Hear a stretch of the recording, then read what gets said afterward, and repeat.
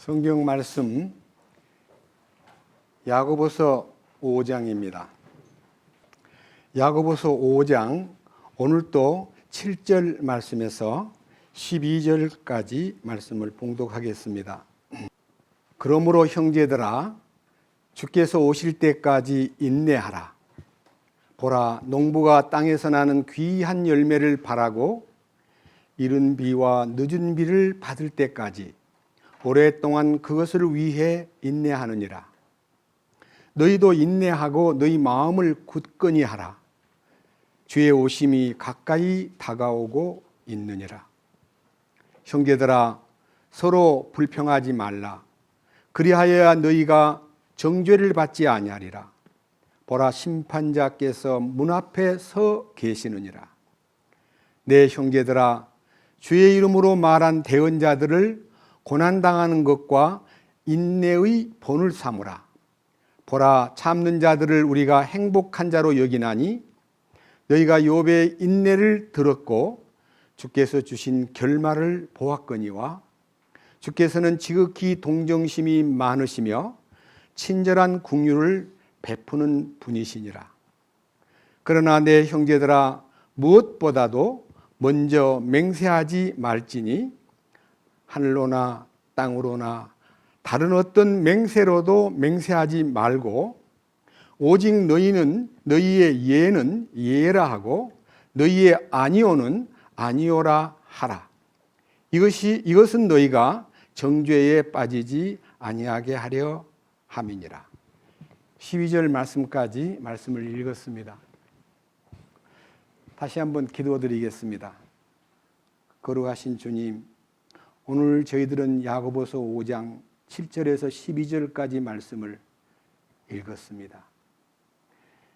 주님이 이 야고보서를 통해서 우리에게 보여주고자 하시는 거룩한 뜻을 오늘 이 시간 말씀을 선포할 때 열어주시고 계시의 영으로 마음의 눈을 열어서 이 말씀에 숨어있는 비밀을 보게도 하시고 이 말씀에 나타난 신비한 약속과 명령을 듣게도 하시고 주님이 우리에게 기름 부으심을 통해서 우리의 이 마지막 세대에 주님 오실 날이 매우 임박한 이때에 우리는 깨어있는 자요, 예비된 자요, 주님 기다리는 신부로서의 합당한 자리에서 주님 오시기를 간절히 기다리고 또 서두르는 사람이 되게 하여 주옵소서. 오늘 이 비천한 자를 통해서 말씀을 선포할 때에 주님의 뜻이 우리 가운데 두루 나타나고 사람의 생각과 어떤 표현도 막아주시고 주님만이 영광 받으시는 시간 되도록 이끄시옵소서. 지금 병중에서 고통받는 형제 자매들이 있습니다. 그리고 가족 중에도 아픈 사람들이 있습니다. 주님이 그들에게도 같은 은혜로 말씀을 통해서 위로해 주시고 돌봐주시고 또 놀라운 성령의 감동 속에서 자신들이 그 처한 위치에서 주께 감사드릴 수 있도록 이끄시옵소서. 우리 주 예수 그리스도의 거룩하신 이름으로 기도드렸습니다. 아멘. 제가 지금 이 야고보서 5장 7절에서 12절까지의 설교를 지금 세 번째 이 본문을 읽었습니다. 첫 번째 이 7절에서 8절까지 내용을 통해서 귀한 열매를 바라고 이른 비와 늦은 비를 기다리는 그 참고 또 참는 그 농부의 마음이 우리 주님의 마음이라는 것을 보여주셨습니다. 우리가 참고 인내하는 것은 한 시즌에 가을에 혹은 봄에 씨 뿌리고 가을에 씨 뿌리고 하는 여러 가지 그 계절에 따라서 일이 벌어지고 있지만 우리 주님은 이 땅에 오셔서 벌써부터 창세기부터 씨를 뿌리는 역사를 하셨고 그것이 성숙해지면서 이제 우리 시대는 열매가 익어가고 수확할 때가 멀지 않았다 하는 것입니다. 수확이라는 것은 역사 속에서 마지막을 얘기하는 것입니다. 그래서 의인을 수확하는 것도 있고 죄인들의 죄를 벌주는 무서운 환난도 이 땅에 남아있다는 것입니다. 근데 우리는 그 속에서 우리가 처신하고 있는 주님을 기다리는 사람으로서 우리의 태도는 첫 번째 주님의 그 인내 속에 들어가라, 그런 뜻입니다. 인내를 요구하십니다. 인내라는 것은 성경에 여러 부분이 있지만 참다가 폭발하는 것은 인내가 아닙니다. 끝까지 인내하라, 그렇게 말씀하셨습니다. 그리고 여기 마지막 중간 부분에 와서는 절대로 형제들 사이에 불평을 하지 말아라. 지난 주간에 불평을 완전히 제거하는 능력은 아론의 쌍난 지팡이를 통해서 보여주었듯이 우리에게 주님의 부활 능력이 임할 때에 우리 속에서 잠재하고 있던 모든 불평과 불만이 사라져 버린다는 것을 선포했습니다. 오늘은 지금 10절과 11절을 중심해서 말씀을 생각하고 싶습니다. 11절, 10절, 내 형제들아 주의 이름으로 말한 대언자들을 고난당하는 것과 인내의 본을 삼으라. 이 구약 성경 속의 대언자들이 하나님의 말씀을 선포하면서 얼마나 많은 무시를 당하고 핍박을 받고 조롱을 당하고 괴로움을 당한 그 삶의 흔적들을 볼 때 우리는 그들이 예레미야와 같은 사람은 내가 다시는 여호와의 이름으로 말하지 않겠다고 너무 괴로움을 당하니까 제가 입을 닫고 싶습니다라고 말했을 때에, 내가 마음을 먹었을 때에 내 속이 너무나 불탐으로 나는 이 말을 죽음을 앞에다 두고 어떤 환난이 와도 나는 주님의 뜻을 선포할 수밖에 없습니다 하고, 이 예레미야의 그 핍박받은 흔적들이요 엄청 우리 마음을 정말 눈물의 선지자인 예레미야는 그렇게 고통을 받았구나, 그걸 느끼게 됩니다. 엘리야도 마찬가지, 엘리사도 마찬가지, 그 시대의 주님의 뜻을 선포하는 주님의 일꾼들이 엄청나게 핍박받은 고난당한 흔적은 인내의 본이 된다고 하였지만, 오늘은 11절에 딱 적시된 한 사람을 대표로 해서 보라, 참는 자들을 우리가 행복한 자로 여기나니 너희가 욥의 인내를 들었고 주께서 주신 결말을 보았거니와.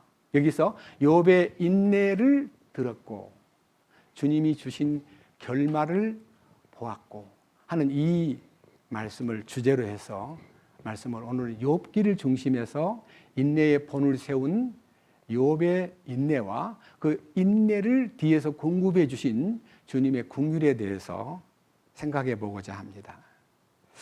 여러분들은 이 야고보서를 읽을 때 야고보서가 짧습니다. 1장에서 5장까지밖에 없는 짧은 성경인데도 야고보서 1장 2절에 이렇게 말씀하셨습니다. 가장 첫 번째, 인사를 1절에서 간단하게 인사를 하고 난 다음에 2절에서 내 형제들아, 너희가 여러 가지 시험에 빠질 때에 그것을 다 기쁨으로 여겨라. 너희 믿음의 단련이 인내를 이루는 줄 너희가 아느니라. 오직 인내를 완전히 이루라. 이것은 너희가 완전하고 완벽하여 아무것도 부족함이 없게 하려 함이니라.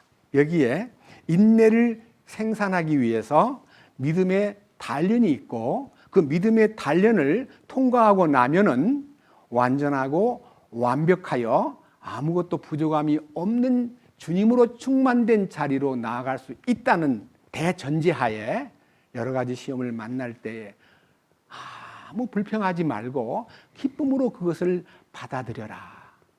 그렇게 말씀하셨습니다.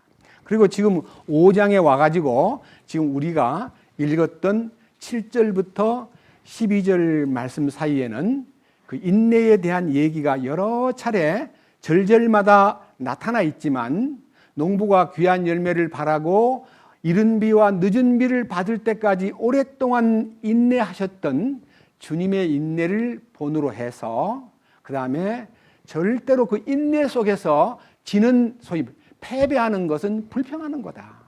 인내를 견디지 못해서 불평을 해버리면 그 인내가 다 무산돼 버린다.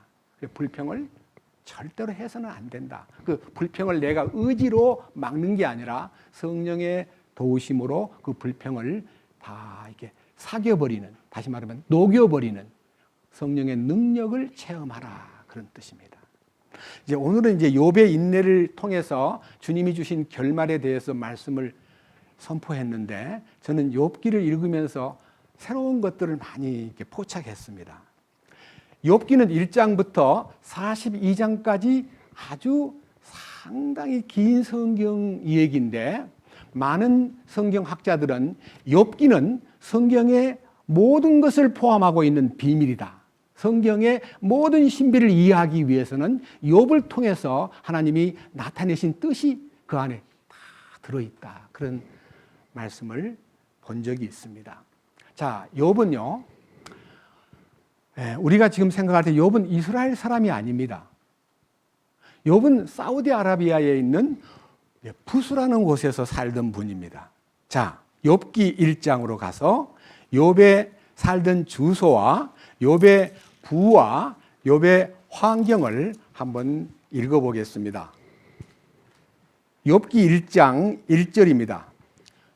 아까 제가 부스라 그랬는데 우스입니다. 우스 땅에 욥이라는 이름의 한 사람이 있었는데, 그 사람은 완전하고 곧바르며 하나님을 두려워하고 악을 멀리하는 자더라. 그에게 아들 7과 딸 3이 태어나니라. 또한 그의 재산은 양이 7,000마리요, 낙타가 3,000마리요, 소가 500결이요, 암나귀가 500마리며 집안 사람들도 심히 많으므로 이 사람은 동쪽의 모든 사람 중에 가장 큰 자더라. 여기까지 딱 읽으면요, 욥이라는 사람이 하나님 앞에서 완전하고 곧바르며 하나님을 두려워하면서 악을 멀리하는 자다 하는, 영적으로는 깨어있고 하나님을 신뢰하는 참 믿음이 좋은 사람입니다.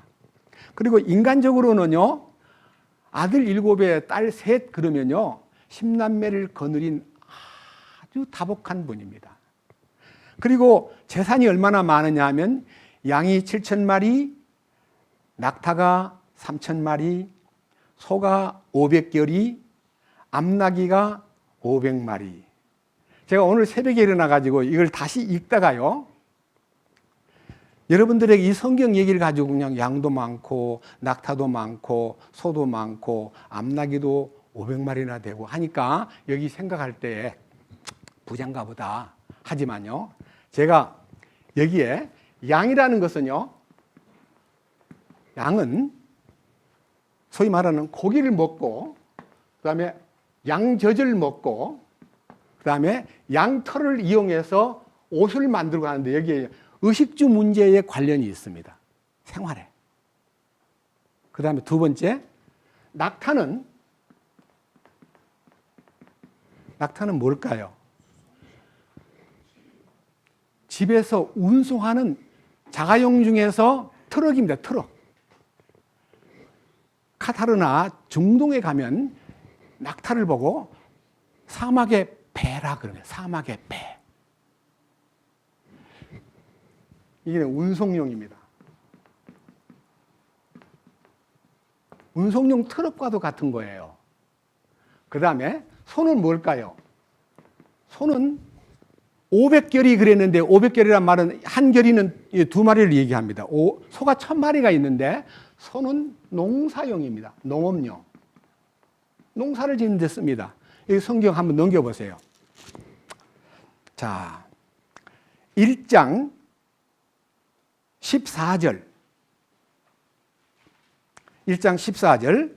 한 사자가 욥에게 와서 이르되, 소들은 밭을 갈고 나귀들은 그것들 곁에서 풀을 먹는데 스바 사람들이 그것들을 덮쳐서 빼앗아가고 참으로 그들이 칼날로 종들을 죽였나이다. 이 글을 읽으면, 이 말씀을 읽으면, 아하, 소가 밭을 갈고 있었구나. 이게 500마리, 500결의의 농사용 소가 있다는 말은 엄청난 토지를 갖고 있다는 뜻입니다. 그 다음 여기 마지막 뭐가 있어요? 당나귀, 나귀. 나귀는 뭘까요? 이건 자가용이에요.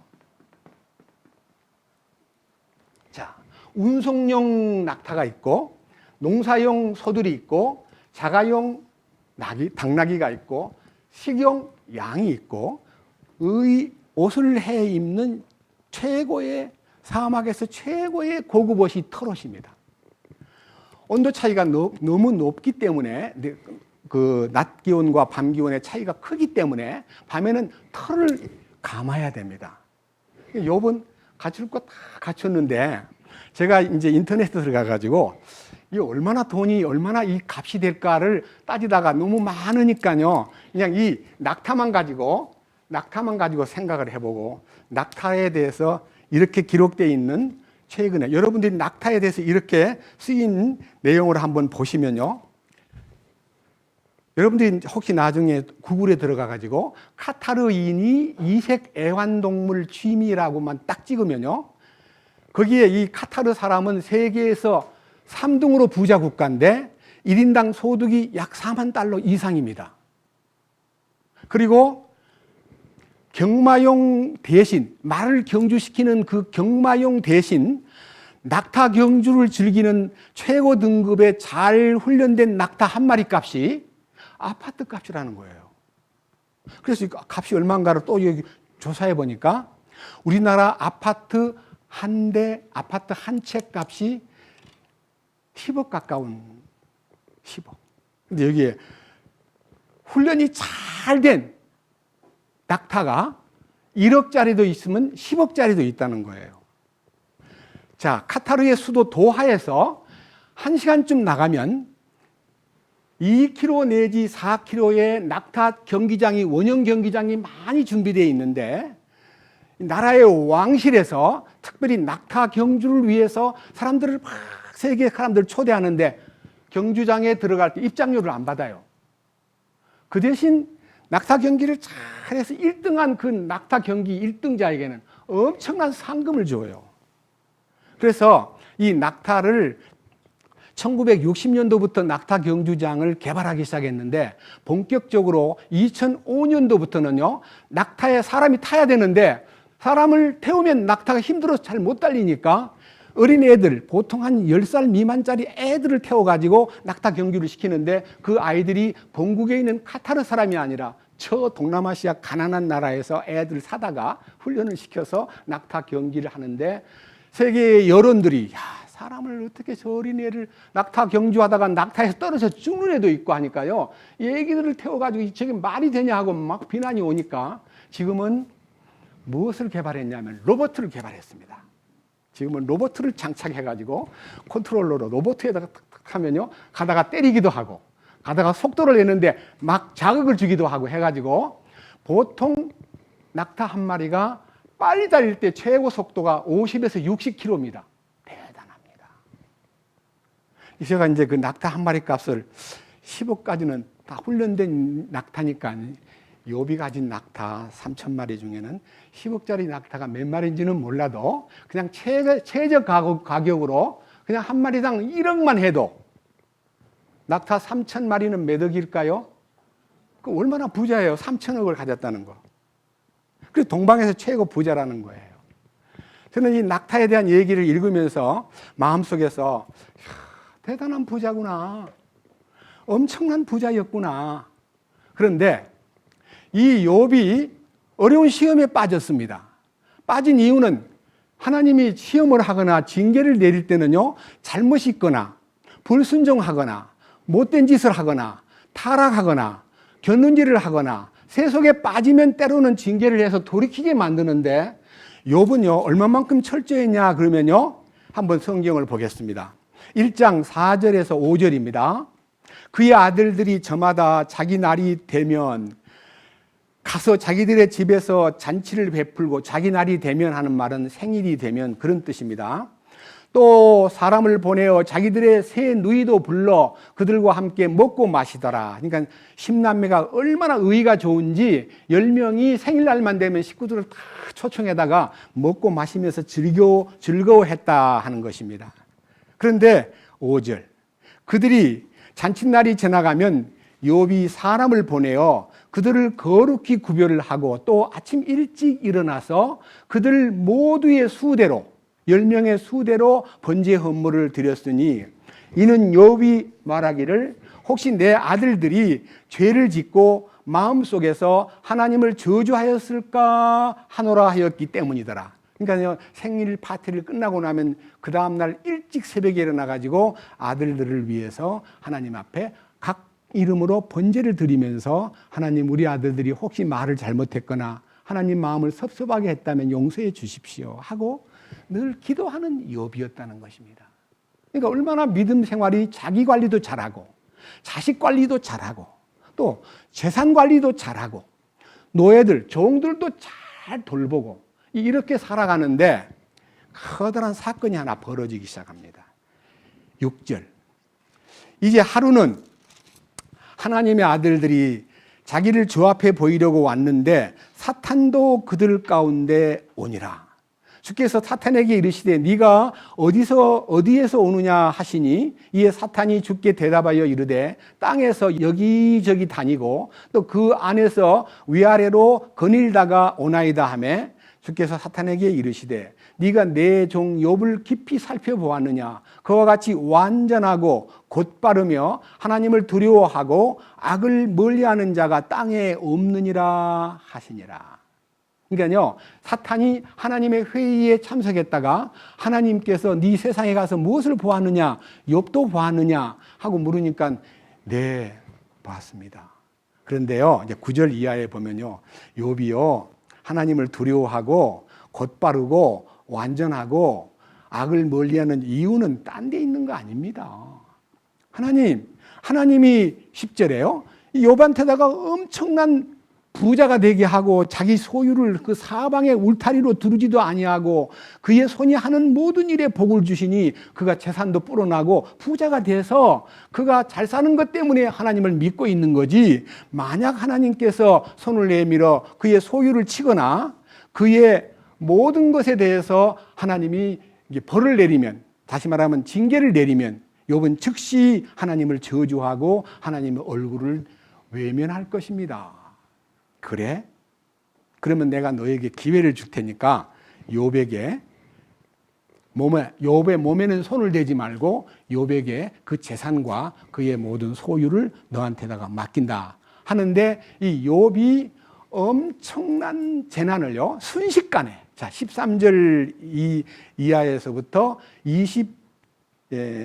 19절까지 욥이 갖고 있던 재산, 그러니까요 시간이 언제냐 그러면요 13절에 보면 그의 아들 딸들이 자기 맏형집에서 이제 파티를 합니다. 먹고 마시고 있을 때에 14절에는 한꺼번에 15절 보니까 한꺼번에 아주 그 스바 사람들이 나타나 가지고 칼을 빼들고 욥의 종들을 칼날로 죽이고 또 그다음에 이제 나귀들을 그냥 다 뺏어가 버린 겁니다. 그 다음 16절에는 양들을 또 하나님의 불이 내려와 가지고 양들이 갑자기 타 죽어 버렸습니다.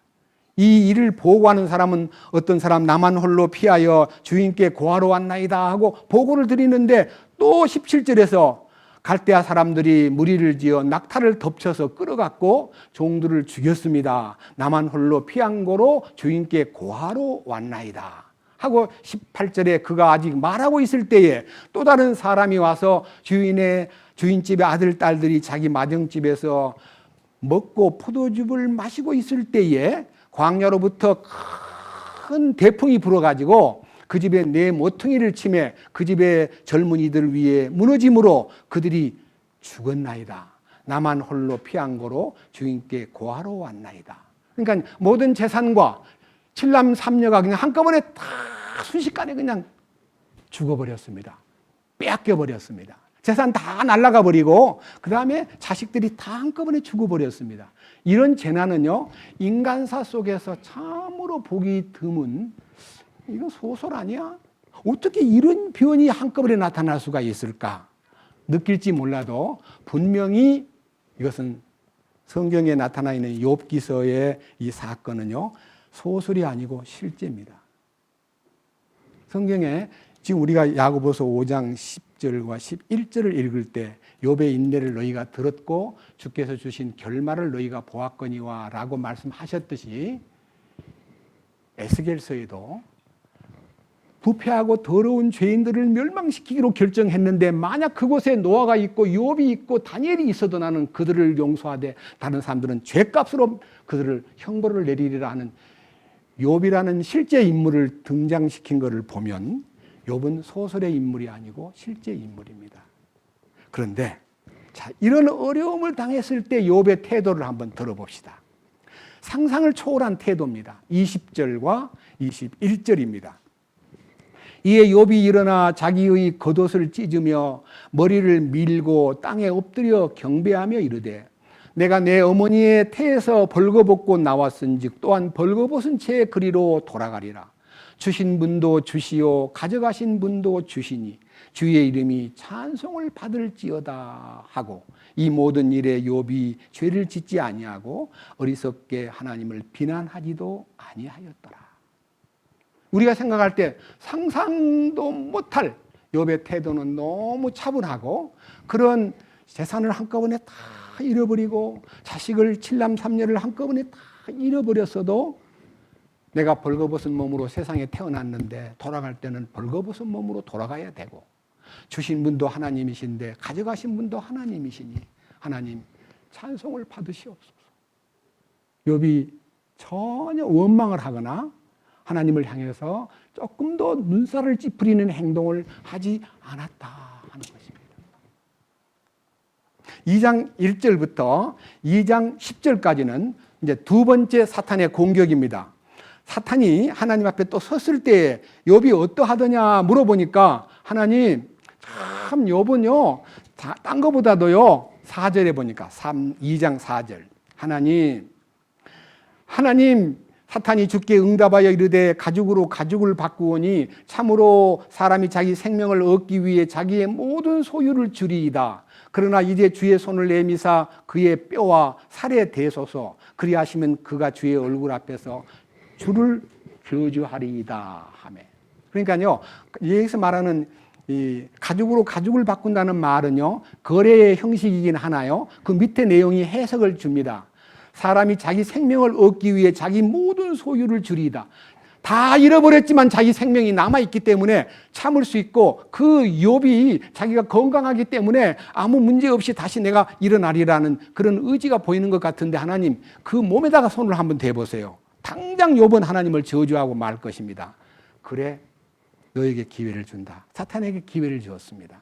그러니 사탄이 욥을 건드리는데요. 발바닥에서부터 정수리까지 심한 종기가 나고 그 다음에 너무 괴롭고 가려우니까요. 죄를 뒤집어 쓰고 기왓장으로 자기 몸을 긁으면서 앉아있다라고 8절에 기록되어 있습니다. 얼마나 괴로움을 당했길래 몸에다가 죄를 뿌리고요. 깨진 기왓장 조각으로 자기 피부를 긁고 앉았다. 너무너무 발바닥에서부터 머리 끝까지 종기가 나게 했다는 것은요. 이해할 수 없는 가려움증이요. 병마 중에서 가장 견디기 힘든 병을 이 욥에게다가 쏟아부었습니다. 그 순간 자 밑에 한번 보십시오. 몸이 건강을 잃어버린 것도 슬픈 일인데 9절에 보니까 이에 그의 아내가 그에게 이르되 당신이 아직도 당신의 순전함을 지키느냐 하나님을 향한 두려움과 정직함과 하나님을 향한 악에서 떠난 사람답게 살기 위해서 믿음을 지키는 그 모습을 보고 아내가 하는 말이 그 정도 어려움을 당해놓고도 그냥 뭐 감사하다 그러시오. 하나님을 욕하고 죽어버리세요. 하나님을 저주하고 죽어버리세요. 이 말은요 사탄의 말입니다. 사탄이 하나님의 소위 말하는 이 욥이 하나님을 믿는 이유에 대해서 세상 사람에게 뻗뜨리는 재산이 많고 잘 살고 자식들이 잘 되고 있고 건강하고 모든 것이 형통하기 때문에 믿는 거지. 어려움을 당해보세요. 당장 하나님을 저주하고 하나님을 욕할 거예요. 하는데 이 욥에게 나타나신 주님의 간절한 생각과 공급은요. 약속대로입니다. 너무 억울한 시험입니다.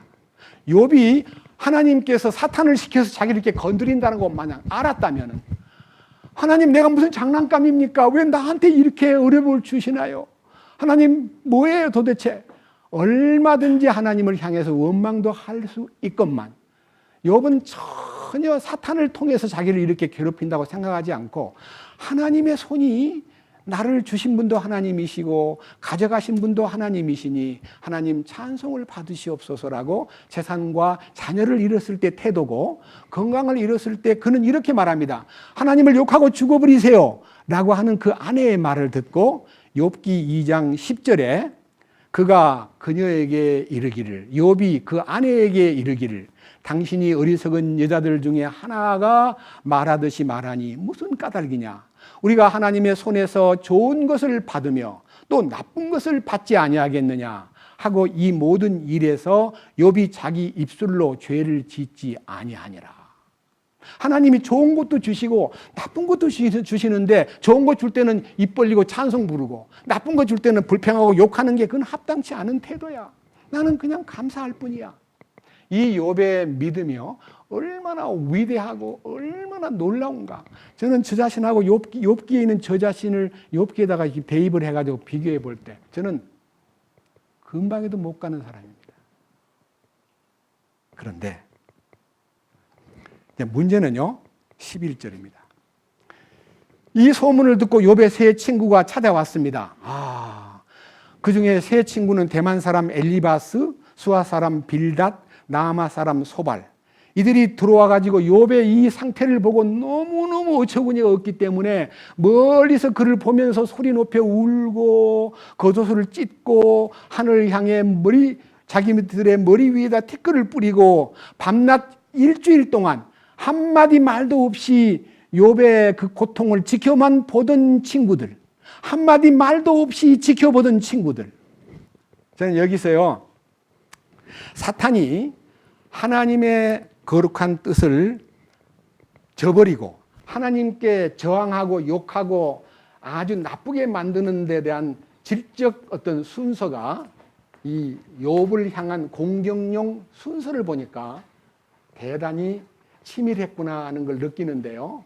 욥이요 재산을 잃고 자식을 잃고 건강을 잃고 아내마저 배신해도 실망하지 않았는데 친구들 3명이 와가지고 막 이제 4장부터 공격을 하기 시작하는데 제가 이제 다는 못하겠습니다. 4장 1절부터 시작해가지고 31장 끝부분까지 욥의 친구들이 3사람인데 3사람. 자, 제일 첫 번째 친구가 엘리바스. 그 다음에 두 번째 친구가 빌닷. 세 번째 친구가 소발. 엘리바스는 3번 얘기했고요. 빌닷은 3번 얘기했고 소발은 2번 얘기했어요. 8차례에 걸쳐서 욥을 공격하는데 그 공방전이 4장부터 31장까지 들어있는데요. 욥을 건드리는데 얼마만큼 심하게 욥을 공격하냐 그러면요. 엘리바스가 처음 입을 열었습니다. 친구야, 죄 없이 망한 자가 있더냐? 너 우연한 거 없어. 너 죄를 지었지? 얘기 좀 해봐. 그 다음에 또 하나. 징계는 아무나 받는 거 아니야. 하나님이 너를 징계하는 걸 너가 달게 받고 회개하면 돼. 이게 죄와 징계를 놓고 막 욥을 공격하니까요. 욥은 아무리 생각해봐도 죄를 지은 게 별로 없어요.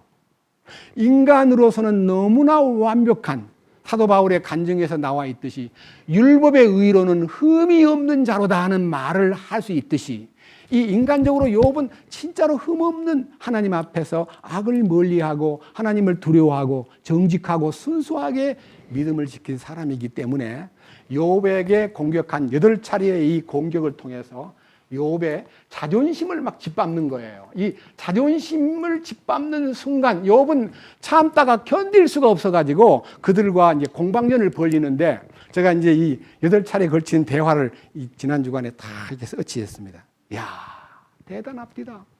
그런데 이 욥이 나중에 폭발을 하는데 이 욥의 폭발을 한번 들어보겠습니다. 욥이 친구들이 너무 공격을 하니까 욥이 이제 그들한테 자기를 이제 털어놓는데 이 털어놓는 얘기를 들으면 욥이 얼마나 완벽했는가 하는 것을 욥기 29장 자 11절부터 읽어보겠습니다. 욥기 29장 11절 귀가 내 말을 들을 때에 나를 축복하였고 눈이 나를 볼 때에 나를 향해 증언하였나니 이는 부르짖는 가난한 자와 아버지 없는 자와 도와줄 사람이 없는 자를 내가 건져 주었기 때문이라. 망하게 될 자가 비는 복도 내게 임하였고 내가 과부의 마음을 움직여 기뻐 노래하게 하였느니라. 내가 의를 입음에 그 의가 나를 옷처럼 감쌌나니 나의 재판은 의복과도 같고 왕관과도 같았느니라. 내가 눈먼 자에게 눈이 되고 다리 저는 자에게는 팔이 되었으며 가난한 자에게는 아버지가 되고 내가 알지 못한 사정을 찾아 들어 주었으며 사악한 자의 턱을 부수고 노력한 물건을 그의 이사이에서 빼어내었느니라. 그때 내가 이르기를 나는 내 보금자리에서 죽겠고 내 날수를 모래처럼 많게 하리라 하였느니라.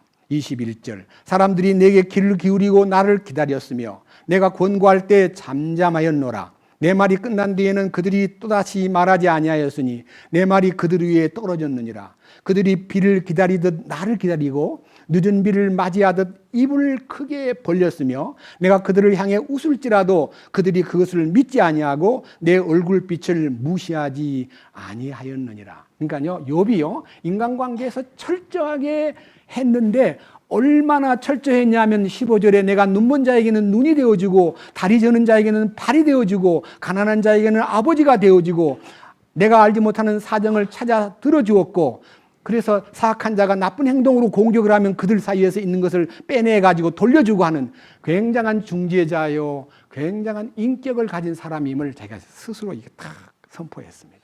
근데요 더 놀라운 얘기를 한번 봅시다. 구체적인 얘기입니다. 31장. 자, 이제 5절부터 읽겠습니다. 만일 내가 헛된 것과 함께 걸었거나 내 발이 빨리 속임수로 치달았다면 하나님께서 나를 공평한 저울에 달아 나의 순전함을 아시기를 원하노라. 만일 내 걸음이 길에서 벗어났고 내 마음이 내 눈을 따라갔거나 내 손에 더러운 것이 묻었다면 내가 심때 다른 사람이 먹으며 참으로 내 후손이 뿌리채 뽑히기를 원하노라. 만일 내 마음이 여인에게 쏘았거나 혹은 내가 내 이웃의 문에서 숨어 기다렸다면 내 아내가 다른 사람을 위하여 맷돌을 갈고 다른 사람들이 그녀 위에 엎드리길 원하노라. 이것은 가증한 범죄요 참으로 재판관들에게 처벌을 받아야 할 불법이며. 넘겨보십시오. 13절. 만일 내 남종이나 내 여종이 나와 다툴 때에 내가 그들의 사정을 멸시하였다면 하나님께서 일어나실 때에 내가 어떻게 하겠느냐? 그분께서 돌아보실 때에 내가 뭐라고 대답하겠느냐? 나를 태 속에 만드신 분이 그도 만들지 아니하셨느냐? 한 분이 우리를 태 속에서 짓지 아니하셨느냐? 만일 내가 가난한 자들의 소원을 막거나 과부의 눈으로 하여금 실망하게 하였다면 또한 내가 내 빵 조각을 나 혼자만 먹고 아버지 없는 자에게 그것을 먹이지 않았다면. 19절. 만일 내가 어떤 사람이 옷이 없이 죽거나 가난한 사람이 덮을 것이 없어 죽는 것을 보았다면, 만일 그의 허리가 나를 위해 복을 빌지 아니하였다면, 내가 내 양털로 그를 따뜻하게 하지 아니하였다면, 만일 나를 돕는 자가 성문에 있음을 보고 내가 내 손을 들어 아버지 없는 자를 대적하였다면 내 팔이 어깨쪽지에서 떨어지고 내 팔이 뼈에서 떨어져 부스러지기를 원하노라. 24절. 만일 내가 금을 내 소망으로 삼았거나 정금에게 이르기를 너는 내가 확실히 믿는 바라 하였다면, 만일 내 재산이 많음으로 또 내 손이 많은 것을 얻었으므로 내가 기뻐하였다면, 만일 내가 해가 빛을 내거나 달이 밝게 가는 것을 내가 보고 내 마음이 은밀히 유혹을 받았거나 내 입이 내 손에 입을 맞추었다면 이건 역시 재판관에게 처벌을 받아야 할 불법이었나니 이는 내가 위에 계신 하나님을 부인했기 때문이라. 얼마나 인간관계에서 철저하게 구제하고 돌보고 억울한 사람이 없도록 하고, 양을 3,000마리나 길렀으니까 그 양 털을 가난한 자에게 입히는 거예요. 여기 밑에 보세요. 얼마나 20절 만일 그의 허리가 나를 위해 복을 빌지 아니하였다면 내가 내 양털로 그를 따뜻하게 하지 아니하였다면 가난하고 어려운 사람 덮을 것이 없는 사람한테 양털을 선물로 준 거예요. 그렇게 철저하게 살았던 욥이 자 이렇게 말을 자기 마지막 말을 막 다 쏟아부어서 자기의 의의를 그냥 너무너무 내세우니까 32장에 이제 세 친구는 사라지고 엘리후라고 하는 사람이 등장을 하는데 이 세 친구의 얘기를 나누는 것을 옆에서 다 지켜보던 이 엘리후라는 젊은 친구가 자 1절 욥이 자신의 눈에 의로웠으므로 이에 이 세 사람이 그에게 응답하기를 그치니라. 그때 람의 친족 중에서 부스 사람 바라겔의 아들 엘리후의 진노가 타올랐는데 욥을 향하여 그의 진노가 타오른 것은 그가 하나님보다 도리어 자기를 의롭다고 하였기 때문이요. 자기가 막 의롭게 살았다는 얘기를 막 너무너무 내세우니까요. 이 친구들의 얘기를 주고받던 그 현장에 목격자로 있었던 증인 이 바라겔이 너무너무 막 화가 치밀어 가지고 진노가 타올랐다 그래요. 5절. 이 세 사람이 입에서 응답이 없음을 보고 그때에 그의 진노가 타오르니라. 부스 사람 바라겔의 아들 엘리후가 응답하여 이르되 나는 젊고 당신들은 매우 늙었으므로 내가 두려워서 내 의견을 감히 당신들에게 보이지 못하였노라. 내가 이르기를 날수가 말할 것이요 내 연수가 많은 연수가 지혜를 가르치리라 하였노라. 그러나 사람 안에는 영이 있고 전능자의 영감이 그들에게 명철을 주나니 위대한 자들이라고 늘 지혜롭지 아니하며 나이 든 자들이라고 판단의 공의를 깨닫지 아니하느니라. 그러므로 내가 이르기를 네게 귀를 기울이라 하였나니 나도 내 의견을 보이리라. 여기서 이제 바라겔의 이제 의견 엘리후의 의견이 이제 제출되는데요. 이 엘리후의 의견이 저는 32장부터 37장까지 한 6장에 걸쳐서 엘리후가 얘기를 쫙 펼치는데 욥은 대답도 못하고요. 가만히 듣고만 있습니다. 이 엘리후가 누굴까요? 저는요. 욥기 4장부터 31장까지 친구들의 얘기를 다 들어보니까요. 친구들이 하는 얘기가요. 어떤 종류의 얘기인가 하면요. 친구들의 얘기가 이 세상에서 늘 세상 사람에게 퍼져 있는 많은 가르침, 다시 말하면 종교적인 가르침, 윤리적인 가르침, 도덕적인 가르침, 그런 가르침들이 다 동원된 거예요.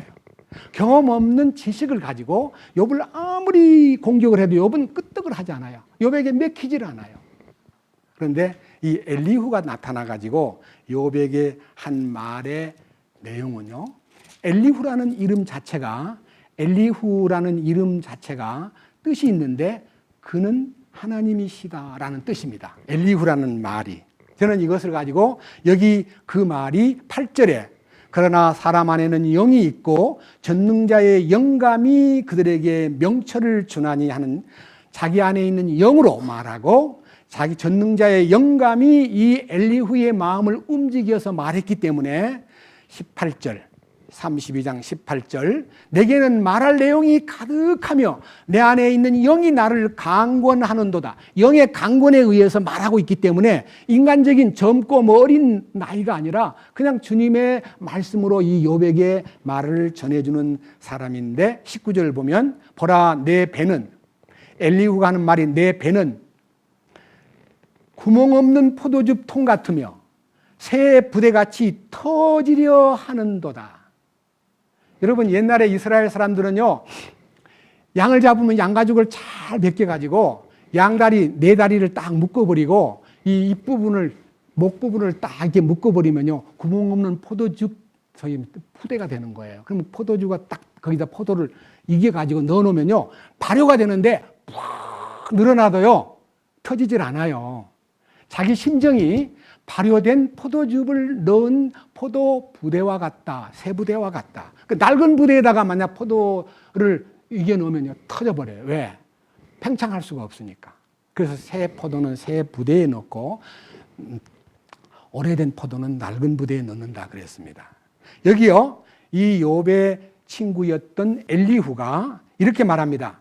20절, 내가 말을 하여야 시원할 터인즉 내 입술을 열어 응답하리라. 청하건대 내가 어떤 사람의 외모를 용납하지 말게 하며 사람에게 아첨하는 호칭을 붙이지 말게 할지니. 그러니까 절대로 이 성령으로 역사하는 사람은 사람에게 외모를 보고 이 말을 하면 저 사람이 기분 나빠하겠네, 이 말하면 그 사람이 안 받아들이겠네, 이 말을 하면 상처 입을지 몰라 하고 이 말을 조심하는 그런 것은 사람이지 성령은 그렇지 않다 이거예요. 그리고 어떤 사람에게도 아첨하는 호칭을 붙이지 않는다는 말은요, 욥은 이 성경학자가 쓴 어느 글을 보니까 욥이 환난당한 나이가 그 당시 70세였다고 합니다. 욥의 친구들 중에 나이가 더 많은 친구가 있기 때문에 늙은 노인들이 와서 말한 거예요. 세상을 많이 경험한 사람들의 얘기예요. 그것 가지고는 욥을 굴복시키지 못하는 거예요. 그러니까 이제 엘리후라는 젊은이가 나타나가지고 이 말을 하면서 22절, 나는 아첨하는 호칭 붙이는 것을 알지 못하느니라. 그리하면 나를 만드신 분께서 나를 속히 데려가시리라. 절대로 나는 아첨하는 말을 하지 않겠다. 기분 좋게 하기 위해서 기분 좋은 말을, 그리고 기분 나쁘지 않게 하기 위해서 진리가 아닌 말을 하는 나는 그런 성격이 아닙니다 하는 이 사랑하는 엘리후의 말이 얼마나 권위가 있는가를 이제 33장부터 쭉 읽어보면요, 느낌이 참 많은데요. 문제는요, 이 엘리후가 제안한 놀라운 회복의 손길, 여기 33장 23절입니다. 33장 23절, 만일 1000명 가운데 하나 곧 해석하는 자요 그와 함께하는 사자가 있어서 사람에게 그의 곧바른 길을 보일진대. 그러니까 하나님의 계시의 영이 임하여 어떤 사건의 내막을 해석해 주는 분이 계신다면, 그런 뜻입니다. 이제 지금 현재 엘리후의 마음속에서 성령님이 눈을 열어 주신다면 그런 뜻입니다. 24절, 그때 그분께서 그에게 은혜를 베풀며 이르시되 그를 건져내어 구덩이에 내려가지 않게 하라. 내가 대속물을 얻었다 하시나니. 이 말은요, 욥이라는 사람이 가진 인간의 의로서 하나님에게 구제를 받는 게 아니라 그 인간의 의를 다 부서뜨려 버리고 하나님의 받으신 대속물 예수 그리스도의 의가 그를 회복시켜 주리라 하는 예언입니다. 그 다음 보십시오. 25절, 그의 살이 어린아이의 살보다 생기가 넘치며 그가 자기의 젊은 시절로 돌아가리라. 그가 하나님께 기도하리니 그분께서 그에게 호의를 베푸실 터이요 그가 기뻐하며 그분의 얼굴을 뵈리니 그분께서 사람에게 자신의 의를 베푸시리라. 그분께서 사람들을 살피시거늘 만일 누가 이르되 내가 죄를 짓고 옳은 것을 굽게 하였는데 그것이 내게 유익하지 아니하였나이다 하면 그분께서 그의 혼을 건져내사 구덩이에 내려가지 않게 하시리니 그의 생명이 빛을 보리라. 보라, 하나님께서 때때로 사람에게 이 모든 일을 행하시는 것은 그의 혼을 구덩이에서 끌어내시고 살아있는 자의 빛으로 빛을 받게 하려 하심이라. 오 욥이여, 잘 주목하고 내 말에 귀를 기울이라. 잠잠하라. 내가 말하리라. 만일 네가 할 말이 있거든 내게 응답하여 말하라. 나는 그대를 의롭게 하기를 원하느니라. 예, 그렇습니다. 욥이요, 자기가 너무 막 의롭다고, 자기가 죄 지은 것이 없다고, 자기가 가난한 자의 사정을 대변하고 그들을 돌봤다고, 자기는 어떤 사람에게도 그냥 지나간 적이 없다고 자기의 의를 내세웠지만은요, 욥에게 엘리후가 또 지적합니다. 34장 5절, 욥이 이르기를 내가 의롭거늘 하나님께서 나의 공정함을 빼앗아 가셨도다. 내가 나의 바른 행위를 거슬러 거짓말을 하랴. 범법하지 아니하였어도 내 상처가 못 고칠 상처가 되었노라 하였나니 어떤 사람이 욥과 같으리요.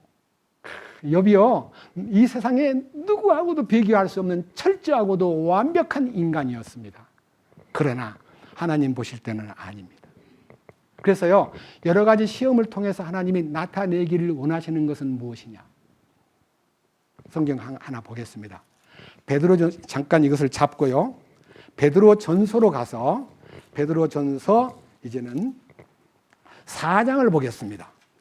우리는 성경에서요, 베드로같이 인간성이 좀 이렇게 특별하고 그리고 시험을 많이 받은 사람이 드물 거라고 생각합니다.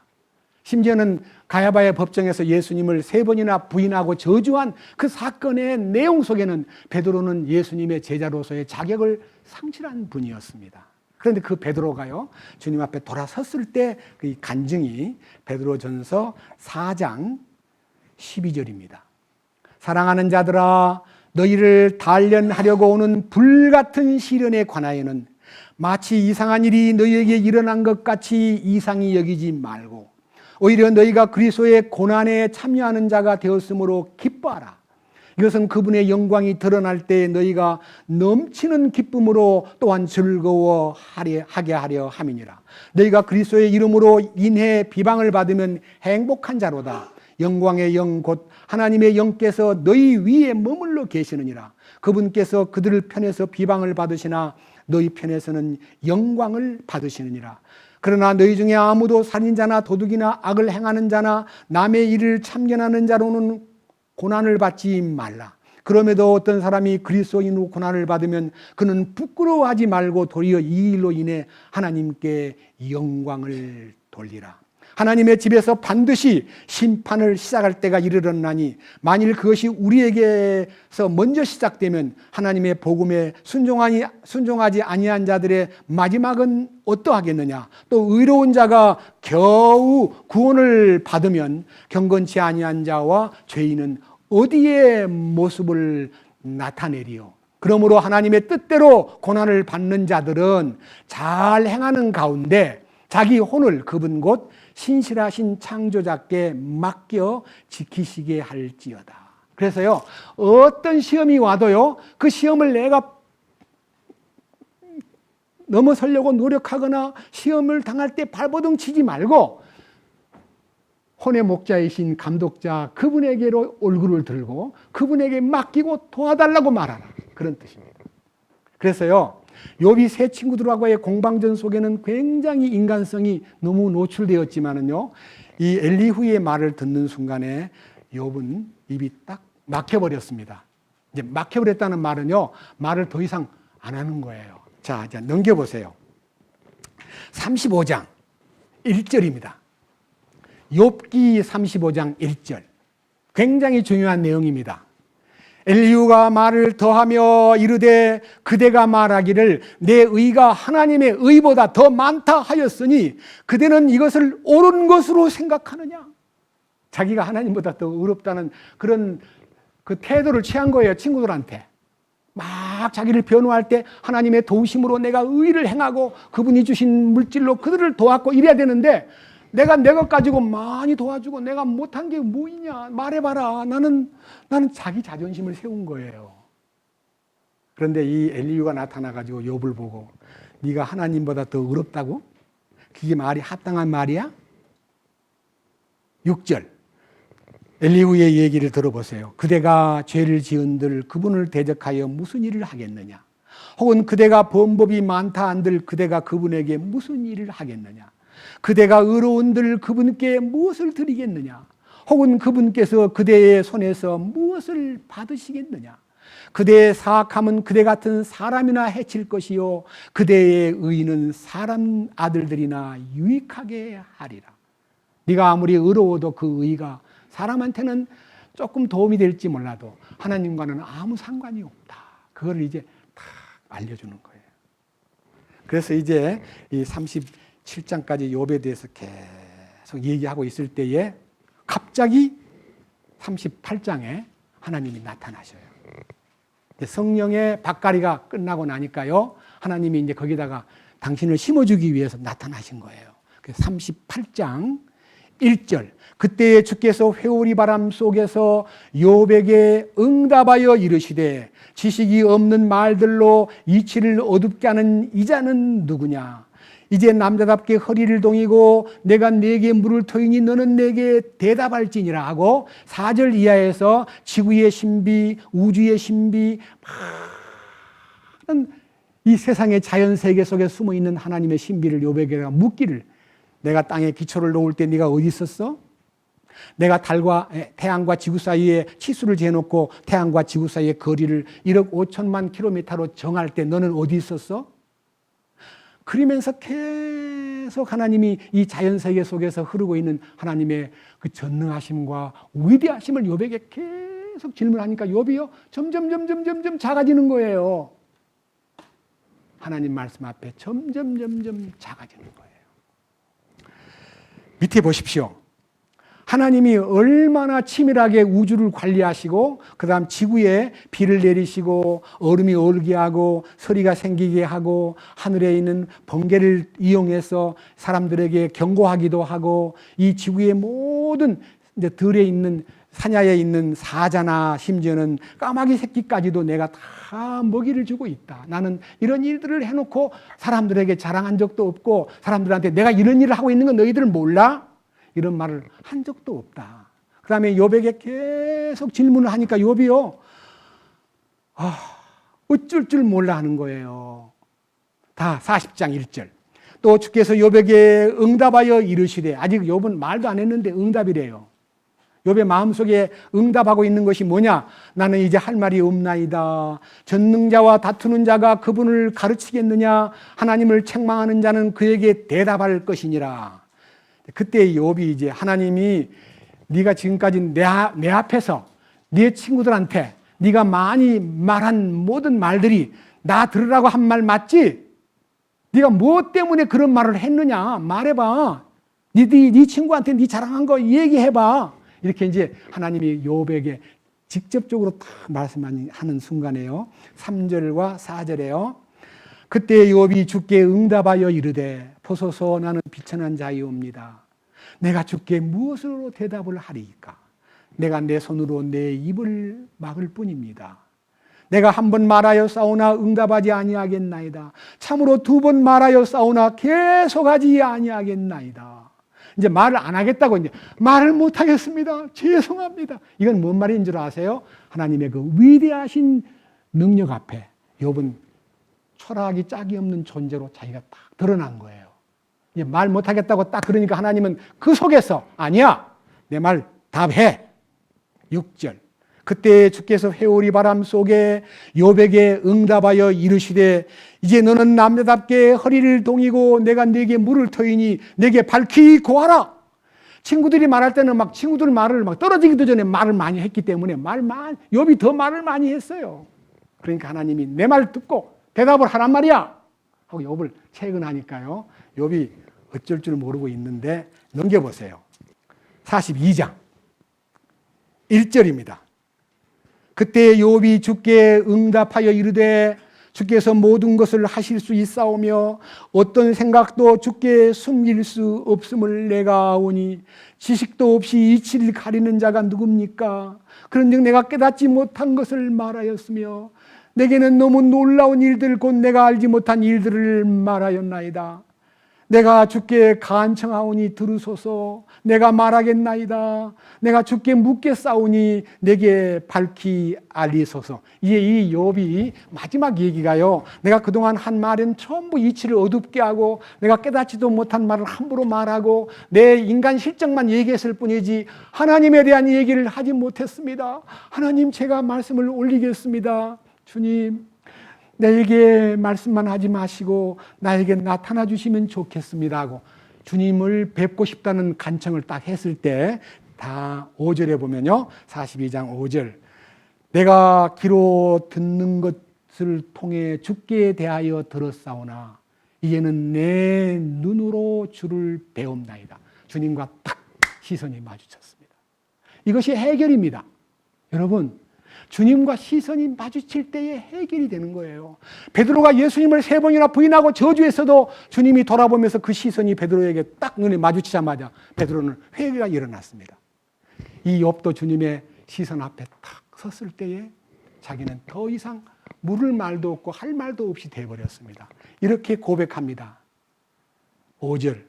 내가 귀로 듣는 것을 통해 주께 대하여 들었사오나 이제는 내 눈으로 주를 배옵나이다. 그러므로 내가 내 자신을 몹시 싫어하고 티끌과 재 속에서 회개하나이다. 자기가 몹시 싫어지는 순간이 주님 만나는 순간입니다. 자기를 고상하다고, 자기를 그래도 괜찮은 인간이라고, 자기는 열심히 살았다고, 자기는 충성했노라고, 자기는 인간적으로 쓸모있는 인간이라고 착각을 하면 주님은 나타나지 않습니다. 자기가 아무것도 아니라고 느끼면서 주여, 나는 나 자신을, 내 자존심을 세우고 떠들던 내가 얼마나 비천한 존재인가를 알았습니다. 주님, 내가 티끌과 재 속에서 회개하나이다. 이 순간요, 하나님이 욥을 받아주었습니다. 욥을 받아주셨고 욥에게 나타난 하나님의 축복은요, 얼마나 큰가를 지금 42장 7절에서부터 17절까지 기록되어 있는데, 시간 관계상요, 자, 밑에 보십시오. 10절입니다. 10절. 욥이 자기 친구들을 위하여 기도할 때에 주께서 그의 포로된 것을 돌이키시고 또 주께서 욥에게 그가 전에 소유했던 것의 2배를 주심으로 그때에 그의 모든 형제와 그의 모든 자매와 전에 그를 알던 모든 사람들이 그에게 와서 그의 집에서 그와 함께 빵을 먹고 주께서 그에게 내리신 모든 재앙에 대하여 그를 위해 슬퍼하며 그를 위로하고 또 각 사람이 금 1개와 각 사람이 금 귀고리 1개를 그에게 주었더라.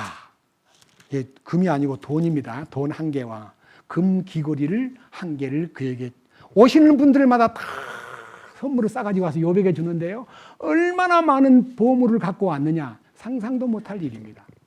그 다음 보십시오. 12절. 이와 같이 주께서 욥의 마지막 끝을 그의 처음보다 더 복되게 하셨으므로 그는 양이 갑자기 7,000마리에서 14,000마리가 되고 낙타가 3,000마리에서 6,000마리가 되고 소가 500결이에서 1,000결이가 되고 암나귀는 500마리 중에서 1,000마리가 되었더라. 그리고 또 그는 아들 7과 딸 3을 낳았고 그 딸이 얼마나 이쁜지 첫째 딸의 이름은 여미마, 둘째 딸의 이름은 그시야, 셋째 딸의 이름은 게렌합북. 온 땅에서 욥의 딸들처럼 아리따운 여자들을 찾을 수가 없었더라. 그들의 아버지가 그들에게 그들의 형제들 가운데서 상속 재산을 주었더라. 이 일 뒤에 욥이 140년을 살며 자기 아들들과 손자들을 4대까지 보았고 이렇게 욥이 늙고 날들이 차서 죽었더라.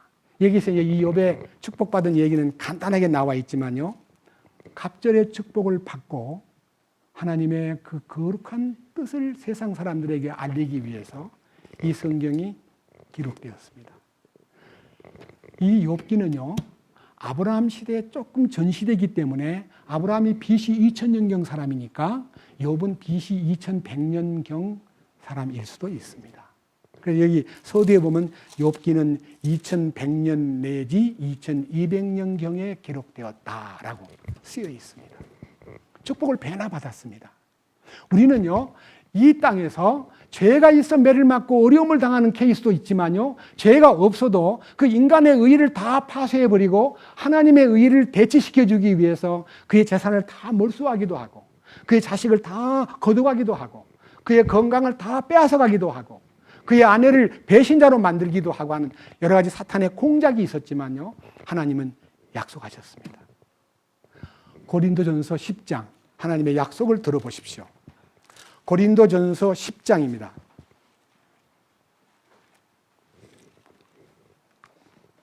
13절입니다.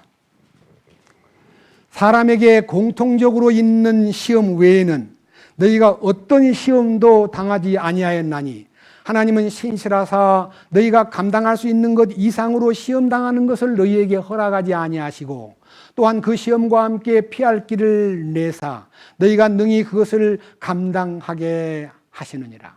욥의 세 친구는 욥에게 나타나서 말로 다 못할 공격적인 말을 했지만 욥은 견딜 수 없는 안타까움 속에서 자기를 변호하고 변명했지만 엘리우라는 젊은 친구가 나타나서 그에게 실제를 다 내막을 깊은 부분을 만질 때 욥은 벙어리가 되어버렸고, 할 말을 잃어버렸을 때 하나님이 나타나셔가지고 욥에게 자기를 드러내 주실 때 욥은 거꾸로져 버렸습니다. 우리는 우리 주님이 우리를 얼마나 사랑하시는가를 알게 됩니다. 욥의 인내는 개인의 인내가 아닙니다. 주님이 감당할 수 있도록 힘주신 겁니다. 그래서 우리가 우리의 믿음의 8단계에 대한 얘기를 여러 차례 얘기했는데, 우리가 지금 구원받은 사람 1호대 하나님의 본성에 참여하기를 원하는 사람, 하나님의 본성에 참여하는 것이 욥의 인내의 결말입니다. 베드로후서 1장 보고 마치겠습니다. 베드로후서 1장 3절입니다. 우리를 부르사 영광과 덕에 이르게 하신 분을 아는 것을 통해 그분의 신성한 권능이 생명과 하나님의 성품에 속한 모든 것을 우리에게 주셨도다. 거듭나면요, 하나님의 성품에 속한 모든 DNA를, 하나님의 본성에 속한 모든 온유와 겸손을, 그리고 인내와 사랑을 우리에게다가 심어줍니다. 우리는요, 그분이 주신 그 본성을 어떻게 표현할 것인가에 대해서 우리는 기도가 필요합니다. 4절, 그것들로 말미암아 하나님의 신성한 권능과 생명에 속한 하나님의 성품이 주어짐으로 말미암아 지극히 크고 보배로운 약속들이 우리에게 주어졌나니, 상속 유업에 대한 눈을 떴나니, 그런 뜻입니다. 이것은 너희가 이 약속들을 힘입어 정욕으로 인하여 세상에 있게 된 썩을 것을 피하여 하나님의 본성에 참여하는 자가 되게 하려 하심이라. 이 썩을 것을 피하여 하나님의 본성에 참여한다는 말은, 욥이 아무리 재산이 많고 아무리 부귀 영화를 누렸어도 그것을 몽땅 걷어가 버려도 주신 분도 하나님이시고 가져가신 분도 하나님이십니다라고 말할 수 있는 마음은 평소의 실력이지 갑자기 그날 실력이 생긴 게 아닙니다. 그 마음속에 내가 언제 금으로 내 소망을 삼고, 내가 언제 달이, 해가 빛남과 달이 명랑하게 운행되는 것을 보고 가만히 유혹되어 내 손에 입 맞추었던가. 어떤 세상의 매력도 하나님보다 더 좋은 것이 없었음을 고백하는 얘기입니다. 사랑하는 형제 자매님들, 우리는 욥의 인내가 욥에서 나온 생산된 인내가 아니라 주님 안에 있는 인내가 공급된 것입니다. 그것이 바로 1장 5절에서부터 7절까지 내용에 단계가 있습니다. 이것과 더불어, 그러니까 하나님의 본성에 참여하는 자가 되기 위해서 그 약속들을 힘입어 정욕으로 인하여 세상에 썩어진 것을 피하여 우리가 열심을 품고 1. 믿음의 덕을, 덕의 지식을, 지식의 절제를, 절제의 인내를, 인내의 경건을, 경건의 형제의 친절을, 형제의 친절의 사랑을 더하라. 자, 보십시오. 여기에 나타나 있는 이 얘기가요, 우리 신앙생활에 있어서 너무 중요한 덕목입니다. 믿음에서 출발하여, 그리스도의 믿음에서 출발하는 사람은요, 사랑이라는 마지막 아가페를 나타내는, 주님의 사랑을 나타내는 아가페에 이르는 요 코스, 요게 8단계 코스입니다. 우리 여기까지 가야 됩니다. 근데 그 중간 과정에서 반드시 갖춰야 될 믿음의 덕을, 덕이라는 말은 나를 내세우는 게 아니라 그분 덕입니다. 그분의 은혜입니다. 우리 여러분 명절 때 세배하러 가가지고 복 많이 받으십시오. 덕분에 제가 건강하게 잘 살고 있습니다 하고 그분을 덕이라고 얘기하잖아요. 그분한테. 우리는 내 모든 것이 그분의 덕이라고 얘기하는데 그것은 아부하는 소리고요. 아첨하는 말이에요. 하나님의 덕으로. 이렇게 해야 되는데 사람 앞에서는 내가 아버지 내가 하나님 덕으로 이렇게 건강하고 잘 살고 있거든요. 그러면요. 이놈 자식 부모도 몰라보고 무슨 하나님 아버지가 따로 있어? 이렇게 하면서 화낼까 봐 그런 말을 안 할 뿐이지 우리는 하나님의 덕을 내세우는 그분의 큰 덕을 자랑하는 믿음에서 덕을 자랑하는 사람이 되고 그 다음에 그 덕의 지식을 이 지식은 단순한 머리에 든 지식이 아니라 체험에 의한 지식입니다. 그래서 믿음의 덕의 지식을 지식의 절제를 절제라는 말은 통제받는다는 뜻입니다. 하나님의 다스림 속에 산다. 절제가 말의 절제, 행동의 절제, 모든 시간의 절제, 절제가 우리 삶의 덕목의 중간 과정입니다. 그 다음에 이 절제 바로 뒤에가 인내가 있습니다. 절제의 인내. 이 인내라는 단어가 믿음에서 사랑을 성취하는 데 있어서 가장 중요한 내용의 덕목의 중간, 소위 말하는 우리 몸에도요, 중간이 어디예요?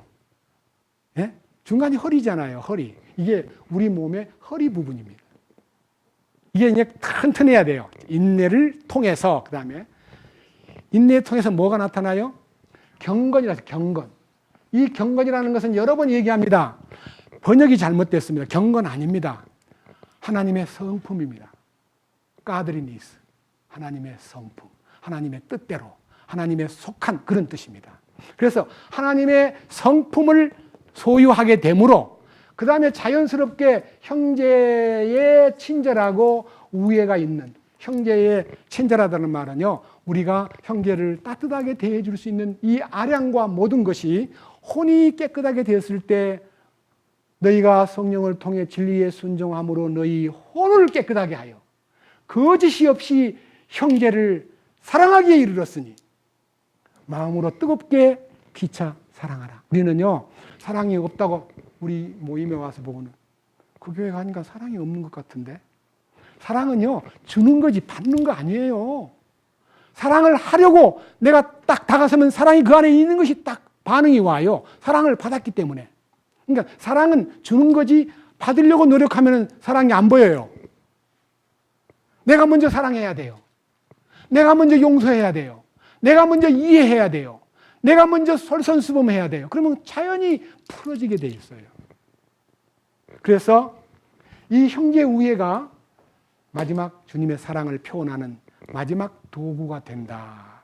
형제를 통해서 나타난다. 그런 뜻입니다. 그래서 이 그리스도의 믿음이 내 마음에 왔으면 그 다음에 그분의 덕을 높이고 그리고 그분을 아는 지식의 고상함을 깨닫고 그리고 그분의 통제 속에 살면서 기쁨으로 그분의 다스림을 구하고 나의 왕됨을 거절하고 그의 왕됨을 기쁘게 맞이하면서 거기서 세상 사는 동안에 많은 환경, 물질, 인간관계, 많은 대인관계에서 오는 말로 다 못할 어려움을 넉넉히 이기는 자가 됐을 때 인내를 통해서 다 이기는 겁니다.